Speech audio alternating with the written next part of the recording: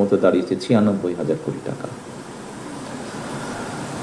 আসুন, একটি টানেল তৈরি করা হয়েছে, টানেলটির নাম কর্ণফুলী টানেল। এটি সম্পর্কে অনেকেরই আপনাদের পরিষ্কার ধারণা আছে। এই কর্ণফুলী টানেলটির খুব সময় আমি দেখিনি।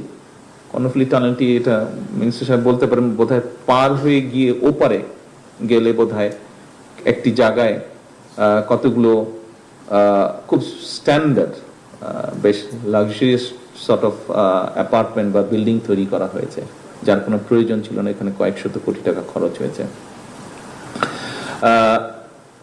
একই সাথে ওনার ইনভেস্টিগেশনে বেরিয়ে এসেছে যে কর্ণফুলী টানেল বের হওয়া বা ঢোকার আগে দুপাশে গাছ লাগানোর কথা, উনি কোনো গাছ পাননি।